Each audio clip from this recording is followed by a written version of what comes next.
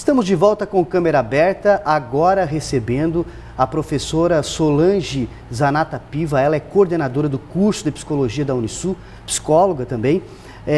Conversar com nós sobre toda essa situação relacionada ao coronavírus e também a saúde emocional das pessoas. Professora Solange, muito obrigado por estar aqui conosco no câmera aberta. Estamos trazendo convidados especialistas, né, para falar sobre essa situação. E nada melhor do que falar da saúde mental dessas pessoas que está meio abalada, né, durante todo esse problema relacionado à pandemia do coronavírus. Muito obrigado pela participação.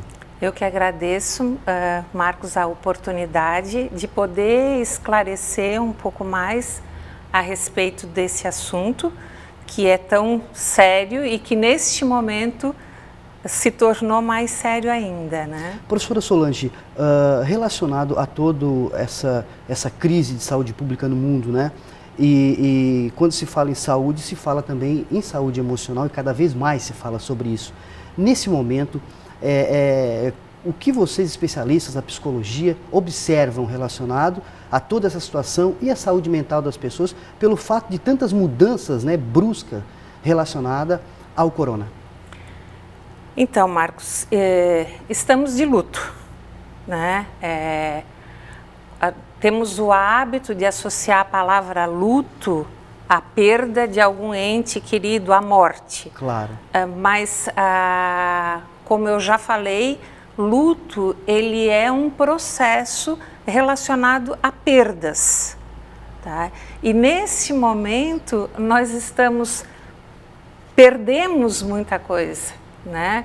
Nós perdemos a nossa mobilidade, estamos em casa isolados, isso é um luto concreto, porque é uma perda concreta. Agora nós também estamos trabalhando com lutos antecipatórios. O que é um luto antecipatório? São situações onde nós temos medo da perda que nós poderemos vir a ter. Correto. Então a gente passa por um processo de luto antecipatório quando a gente tem um ente querido, por exemplo, com uma doença que se estende, que vem a ser terminal, mas que se estende por muito tempo. Nesse caso, hoje, o que está acontecendo? Nós estamos fazendo luto pelas perdas que nós poderemos vir a ter de saúde, tá? Das relações que nós fazíamos no dia a dia, do receio do que pode vir a acontecer na economia mundial. Justo. Ou do receio do que pode vir a acontecer nos meus negócios, né? Porque assim, nós moramos numa cidade em que ela é comercial, com pequenos empresários que estão com as portas fechadas. Justo. E as contas estão chegando. Não param. Não param, né? Os compromissos não param. Então, no caso de um luto antecipatório, o grande problema é a angústia e vamos dizer assim, a ansiedade provocada por tudo que pode vir a acontecer, né? E aí, assim, os grandes especialistas de luto, eles falam em fases do luto. Certo. Tá? Então, tem uma primeira fase, que é a fase da negação, que nós praticamente já passamos por ela, que foi aquele momento assim, não dá nada. O vírus está longe, ele estava lá na China, né? Não é tão grave assim. Não é tão grave assim, o vírus estava na China, né? Aqui o nosso clima é outro, e daí assim, muitos memes, muitas brincadeiras do tipo, não, o Zika vírus, a chikungunya, o Aedes, todos vão matar o corona, ele não vai vingar aqui. Passamos por essa fase, daí assim, passada a negação, começa a surgir assim, a raiva do porquê que eu tenho que estar com o meu comércio fechado, se o fulano, a raiva do porquê que o meu ente querido de repente contaminou e onde é que ele foi, quem que pode ter contaminado, tá? Daí vem assim, vem tristeza junto por tudo isso, Só que assim, não necessariamente a gente passa por essas fases todas. Correto. Tá? A gente pode pular de uma para outra. Em termos didáticos, a gente explica todas elas. Invariavelmente, né? Em alguma fase, durante essa situação, todos vão passar. Todos vão passar. E culmina assim com a fase de aceitação. Tá? Então, eu aceito que, de fato, existe uma situação que é de calamidade, que é uma pandemia, que se eu não fizer alguma coisa, eu posso me contaminar, eu posso ser do número lá da estatística. E daí a gente passa a tomar algumas atitudes. Durante essas passagens, vamos dizer assim, tem a questão da adaptação também, né, de algumas situações. Sim. Aí vem também, acredito eu, a questão da ansiedade, do desafio do novo, porque é sempre uma grande dúvida o novo. E essa adaptação é o novo, né? Porque as pessoas não estão, por exemplo, acostumadas a ficar em casa, as mães a ficar em casa com os filhos, os trabalhadores que costumam acordar 8 da manhã e só chegar em casa às 6 horas da tarde, trabalhando. Tudo isso implica em muita coisa. E junto a isso eu queria perguntar para você outra situação. E as pessoas que já têm algum problema emocional, que sofrem de ansiedade, o transtorno do pânico, como é que é isso? Então, essas pessoas precisam de um auxílio profissional, tá? Para essas, as demais, as situações que eu estava colocando anteriormente, a gente pode trabalhar com algumas orientações, sabe? Com algumas indicações. Agora, as pessoas que já tinham algum problema, né? Que já tinham buscado ajuda por conta desse problema, elas precisam de um atendimento profissional. Então, assim, dependendo da situação, elas precisam, sim, um atendimento psicológico e, às vezes, até um atendimento psiquiátrico. Né? E as pessoas do grupo de risco? Os idosos, os que sofrem com algum problema respiratório, mas que não têm, né, esse tipo de problema de ansiedade, vão adquirir isso? Como é que é isso também para essas pessoas que ficam, olha, tem que ficar mais em casa, não pode sair e tal, você é grupo de risco? Quando a gente trata de saúde emocional, é difícil a gente dizer assim, vai acontecer isso, porque cada indivíduo é único reage de uma forma diferente, né? Então, nós temos pessoas que são mais resilientes, que a vida as tornou mais resilientes. E essas pessoas, com tranquilidade, vão ficar nas suas casas, vão organizar seu tempo, vão passar por esse período. E tem as que já são naturalmente mais ansiosas, né? Então, para essas pessoas vai ser um pouco mais difícil. E tu falou bem, assim, na verdade é um acúmulo de coisas, né? É bom que se frise assim, o isolamento social não é férias, né? Nós não estamos de férias. Quem está fazendo home office, muitas vezes está trabalhando muito mais, tá? Do que quando trabalhava, porque não tem nenhum período de intervalo, né? Não tem um cafezinho, não tem nada disso. E acumula coisas do tipo, se tu tinha uma pessoa que te auxiliava a fazer os serviços da tua casa, essa pessoa não está indo. Então, tu está fazendo serviço junto com o home office, junto com as crianças que estão em casa. Então, tudo isso traz um acúmulo de coisas, né, que precisam ser contempladas, precisam ser olhadas. Tem dica para isso, professor? O que as pessoas devem fazer nesse momento?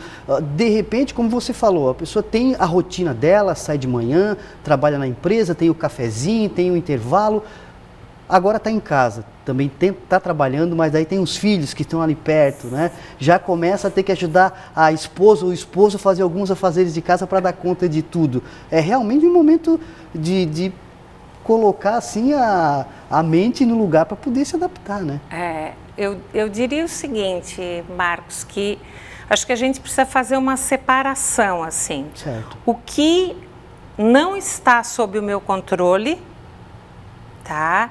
Então, não está sob o meu controle a cura. Correto.